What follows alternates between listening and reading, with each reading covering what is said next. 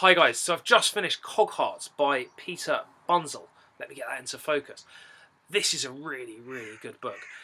It's a book that I'm perhaps a little late on. Quite a few people have read this already, but I really, really enjoyed it. Now, I'm going to give a brief overview of the story, and I will keep it brief because it's so intricate that it would take all day to explain properly, and I don't want to ruin it for everyone. Essentially, it's a book that's based in Victorian Britain, but a slightly different Victorian Britain to the one that we have heard about, read about. It's a time where there are airships, there are humans, there are mechanicals, and there are muck-animals. Mechanicals are a mix between humans and robots, essentially, and muck-animals are mechanical animals. Now, the story ventures around two main characters, Robert, the son of a clockmaker, and Lily, the daughter of a great inventor.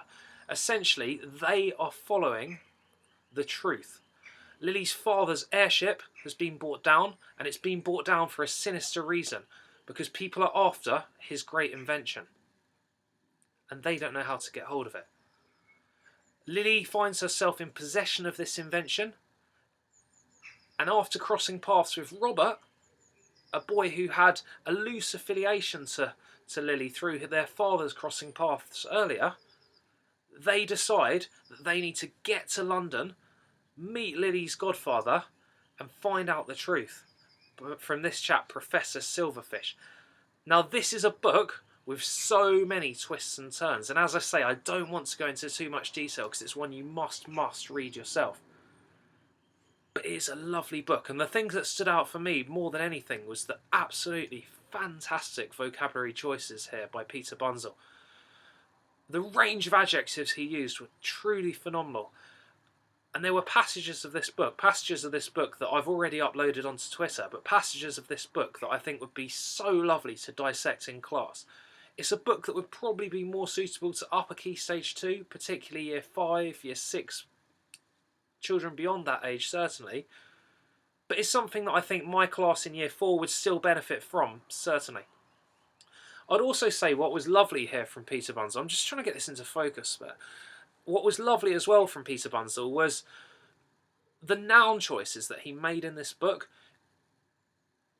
It really shows, and really would be a lovely example to children of how you could describe simple objects, simple things, in such an exciting, different and engaging way for the reader. There was times that I often found myself having to go on my phone. Children could use a dictionary, I'm sure, but go on my phone googling certain words, and I was like, oh, not quite sure what that is. And it was really nice to see how this book could stretch my vocabulary as a 29-year-old. And let's think how powerful that could be for the children. There was also some lovely examples of how teamwork could be used. The fact that Robert and Lily had to work together cohesively to overcome various challenges throughout the book. That was really lovely. There were messages of bereavement and loss, examples of how those could be dealt with, the different stages that characters went through throughout the book. And there were some really lovely links to, albeit slightly far-fetched links, but to our country and to the history of our country.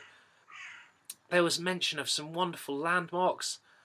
There was regular references to London, and I've noticed on Twitter recently some teachers are covering London as like within their topic in the upcoming term, so it could perhaps be that Cogheart's referred to then.